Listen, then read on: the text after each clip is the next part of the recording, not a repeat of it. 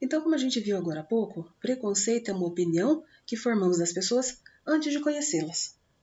Então, olha bem, eu crio na minha cabeça, vamos colocar dessa forma, uma opinião sobre determinadas pessoas, sobre determinado grupo, sem nem conhecer. Eu julgo essa pessoa sem conhecer. Isso é preconceito.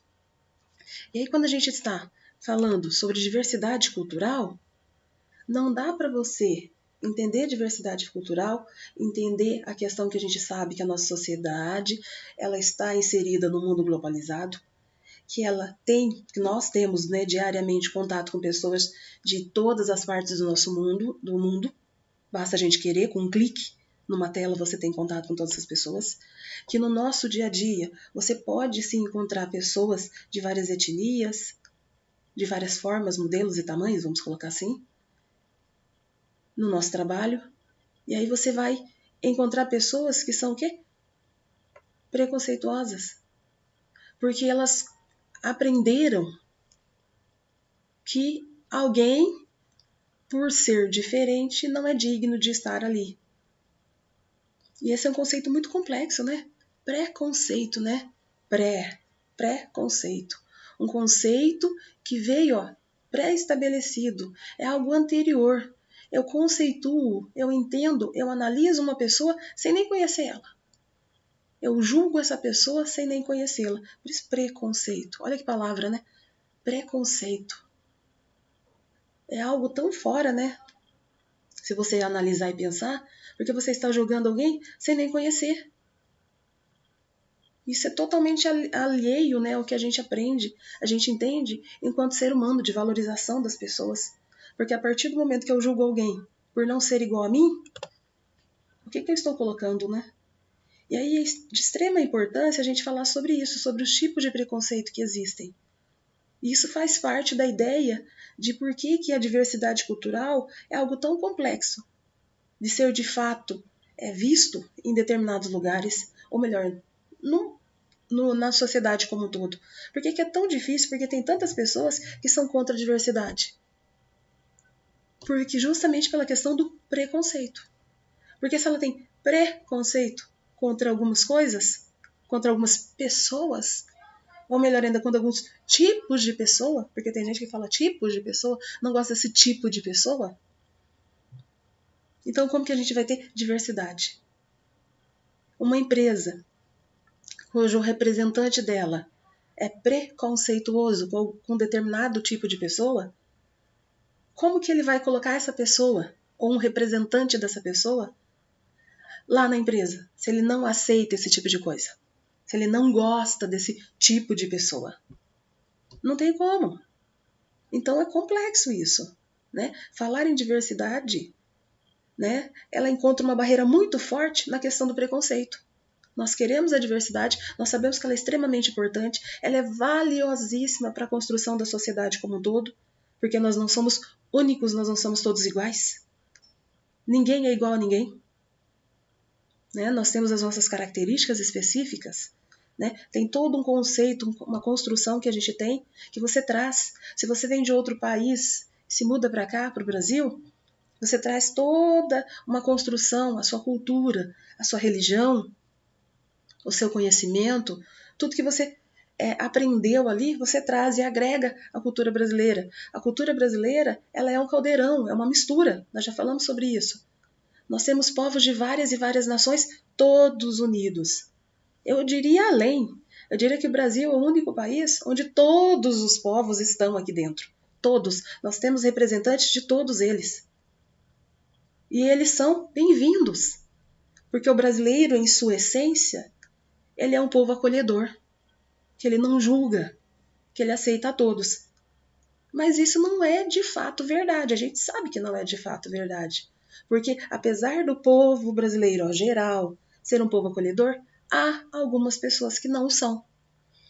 Há algumas pessoas que têm na sua essência, ou aprenderam em algum momento, a discriminar, a separar, a segregar, a apontar, a não aceitar alguém que não tem aquele padrãozinho estabelecido por ele.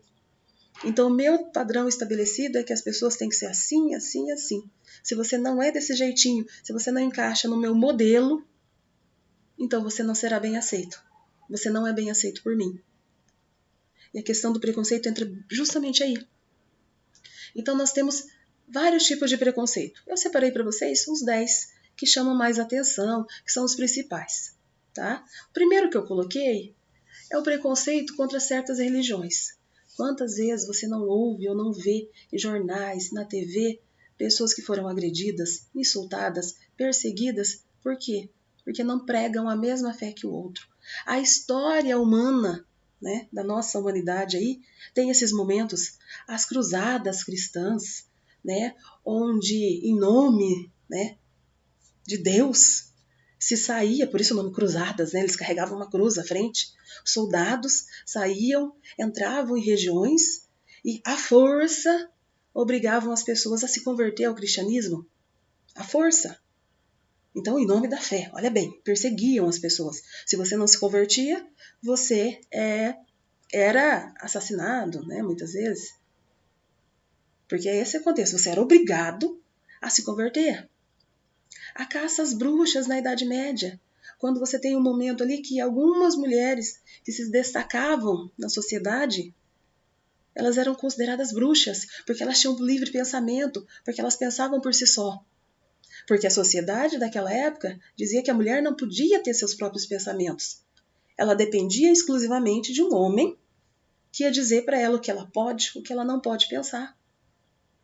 Ela não podia pensar por si só. Se ela o fizesse, ela era bruxa, porque ela estava fora dos padrões, porque a igreja dizia que a mulher estava ali para acompanhar o homem, e o homem era aquele que direcionava as ações da mulher.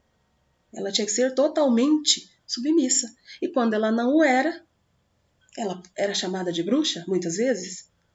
Né? Então a gente tem ali ao longo da história vários e vários momentos dessas perseguições. Né? Temos também os conflitos religiosos, né, no Oriente Médio, que ainda hoje existem. Por que esses conflitos? Porque são as famosas guerras santas que eles travam e batalham por lugares que eles consideram que pertence a determinado grupo, o outro diz não pertence ao meu. Mas se você parar e analisar, pertence aos dois, porque são povos que transitaram e moraram ali em tempos diferentes, mas os dois pertencem àquele lugar. Os dois poderiam muito bem tentar dividir harmoniosamente aquele espaço, mas eles não conseguem chegar nisso. Eles não conseguem chegar no consenso.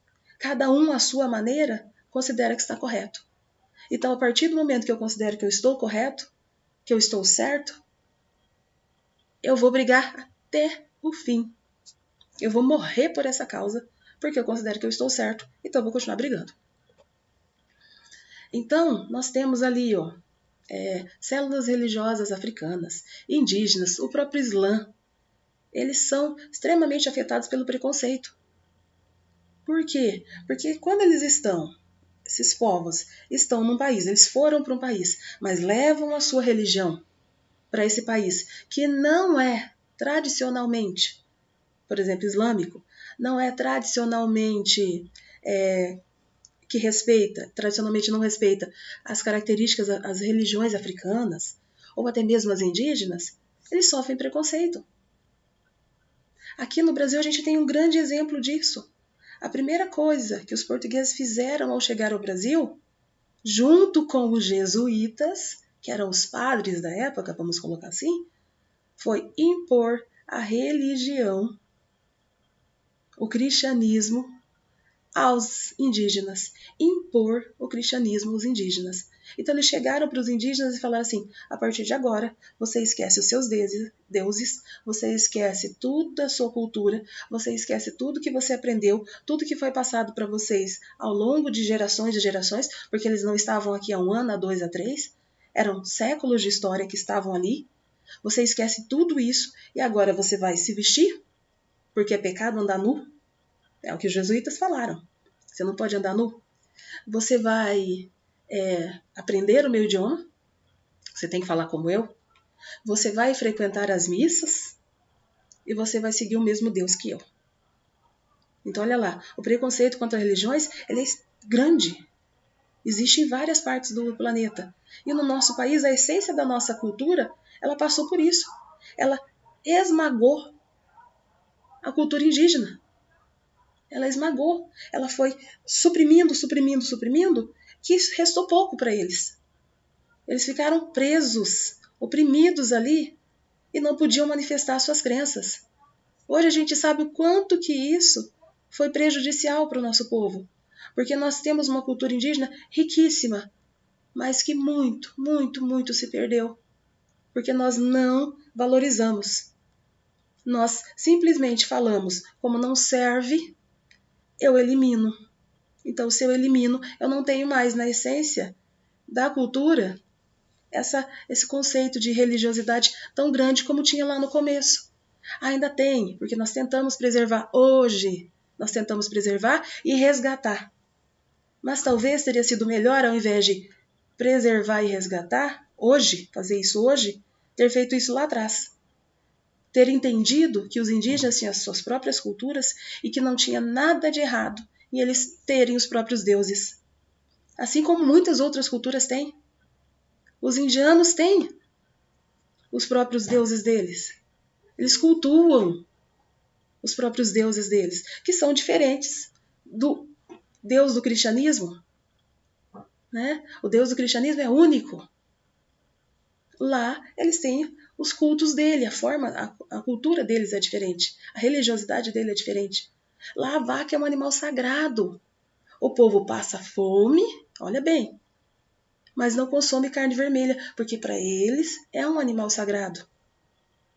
Já para o brasileiro não tem essa questão, eles não sentem nenhum problema em comer carne vermelha, né? Se você for vegetariano, aí não entra no mérito aqui, porque ser vegetariano não tem nada a ver com religiosidade, propriamente dito. É uma escolha. Então, o que a gente espera? O nosso Estado, né, o nosso país como um todo, ele tem que valorizar, ele tem que dar suporte a todas as religiões. E como que eu faço isso? Eu começo lá na escola, ensinando para as crianças, desde o primeiro momento, que ela não pode julgar o coleguinha porque ele é de tal religião, que ele não pode agredir o colega ou falar mal do colega porque ele usa um colar diferente porque é da religião dele, ou porque ele usa um chapeuzinho diferente porque a religião dele diz que ele deve usar. Eu não posso separar alguém, maltratar, pisar ou qualquer coisa do tipo, se ele usa uma roupa diferente daquela tradicional. Tradicional para mim, olha bem, é tradicional para mim. Porque a minha cultura, da onde vem a minha cultura, não era comum usar. Mas a gente tem que, na escola, já começar lá na escola, ensinando para as crianças a respeitar o outro. Nós somos diferentes, mas todos merecemos respeito. Respeito à cultura, à religião, respeito à pessoa. Enquanto indivíduo, todos merecem respeito.